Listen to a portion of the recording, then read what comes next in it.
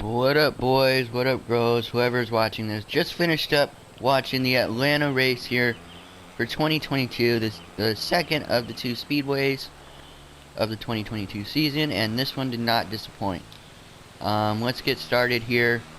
I'm gonna get started by talking about the 250s, the East-West shootout here. The big talk: Craig versus Lawrence.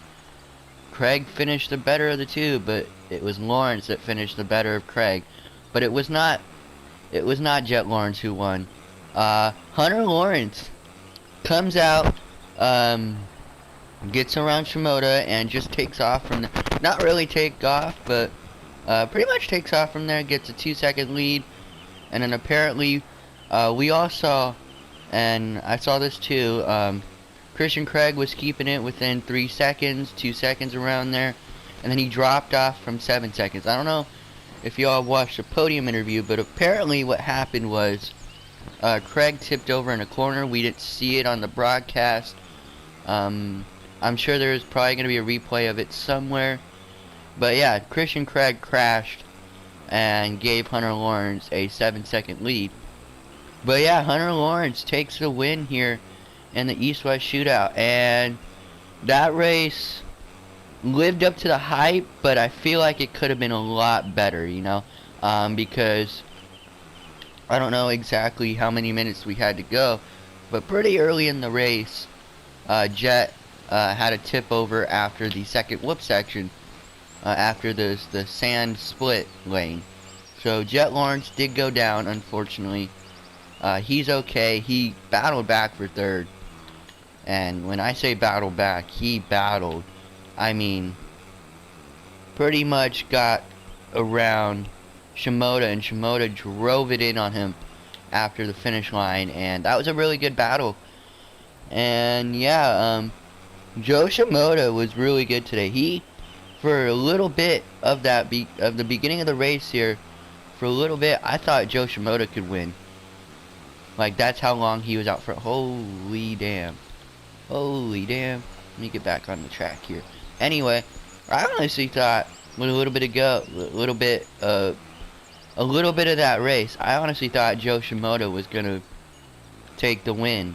But unfortunately, I was proven wrong because I was on the Nate Thrasher hype train.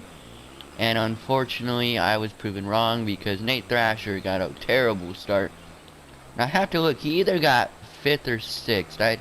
He got in the top 10, I know, but he was running 5th for a little bit. I don't know if he stayed there or not. Christian Craig, I talked about him.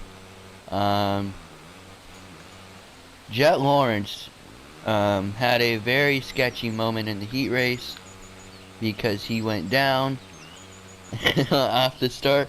Killer jump, by the way, and then blows it right off the bat. Why can't I do these lines in a normal race? Anyway, goes down, and there was a little bit of time there where I thought that he was gonna have to go to the LCQ, but he made it through. Austin Faulkner did a lot better than I thought, and you know what? That heat race for Faulkner was incredible. We all saw what Jet did in Indianapolis earlier this year, crashing in the first corner and going to the lead. Faulkner got hung up in the Jet Lawrence crash and came back and passed RJ Hampshire pretty much in the last straightaway there. So that was very impressive. Let me think. I think that's it for 250s, honestly. The race lived up to the hype, honestly, but it's a 450 class, I believe, was the better race of the two. Because the 450s take off, and who was it? Somebody else was out front before Sexton. Was it Anderson out front? And then Muscan. First of all, in the heat race, Tomac and Anderson put on a furious battle in the first heat race of the night for the 450s. And then Tomac came out from underneath the tunnel and caught an edge on the berm and got super sideways. It was almost reminiscent of what he did in Orlando last year, where he got that edge and then got super sideways and saved it. It was kind of reminiscent of that, but in the main event, they come out from underneath the tunnel, and Muscan does the same exact thing and does not save it. So Muscan's all the way back. I think a lot of people were hyped on Muscan because he had just he's coming off. He was coming off his St. Louis win, which honestly shocked me that he won. But anyway, he was coming off his St. Louis win, and maybe that was gonna give him some confidence and momentum here in the final 4 races, and went down and really wasn't a factor after that. And yeah, so then Chase Sexton takes the lead, and Chase Sexton, Barsha was out front, I'm sorry. So Barsha was out front early, Chase Sexton passed him, Chase Sexton started to gap him, and then, I mean, the track's pretty much the same here, so I can show it off here. He comes into the far sand section, right here, and just tucks it in this upcoming berm. And yeah, put on a really good comeback though. But that's the thing about Sexton, like if he gets the lead, like don't don't call the race, because we saw what happened in Minneapolis. Anaheim won. He was getting ready to take the lead, but unfortunately went down. San Diego, he was able to close it out. And you know what? He was patient once again with Barsha, and Barsha tried to play some games with him, and Sexton wasn't doing it, and Sexton took the lead eventually, took off, unfortunately went down. Anderson took the lead from there and pretty much took off, but still, Barsha had some issues. He went down and then got super squirrely in one of the whoop sections. And then Cooper Webb returning from, I got some information from a friend who works at KTM, that what happened to him and why he missed St. Louis was, I don't remember if he said he was in a section or a whoop section, but he crashed and hit his head, so the team decided that he skip out St. Louis, and then he comes out here, Atlanta Motor Speedway, and does actually really well. 4th place, which I'm sure Cooper Webb standards, if you're Cooper Webb, you're probably not happy with that, especially the way the race was going for him. But still, that's pretty good. And it was funny because Tomac got around him for a second, and Coop, I talked about this in a video earlier on my channel, and I'll link it here. Yeah, he tried to play some mind games with Tomac in a small moment too. They were coming into this corner right here, and he revved the engine to try to scare Eli to go to the inside, and then, or the outside, and then he'd sneak back up the inside and take second right back. But it didn't work, and that's the thing here. I talked about it in my Cooper Webb special. Yeah, those mind games that he played in 2021 with Ken Roczen, they're just not gonna work here.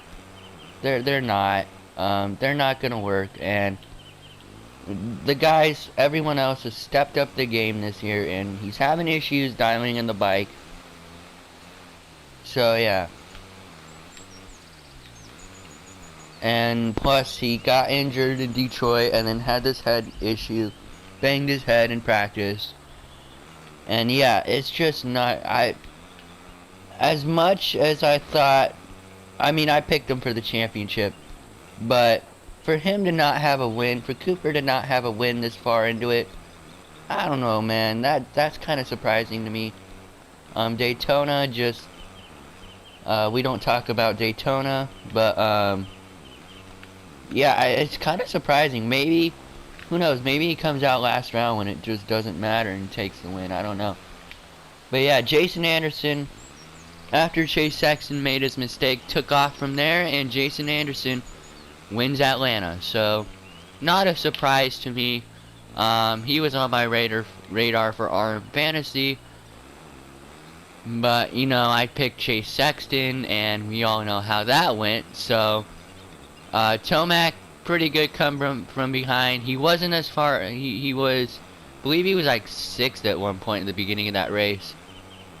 said on his podium speech that he rode a little conservative, though he didn't ride that well the first few laps, and then once he got in the groove, he got around, I believe it was, well, Sexton went down, got around Barsha, I believe, and then got around Webb, and yeah, and then Sexton went down, so he got second. Well, actually, he was still back there when Sexton had his issues, but still climbs his way up to second. And I thought there for a second that he was gonna try to go get Jason Anderson. That didn't happen.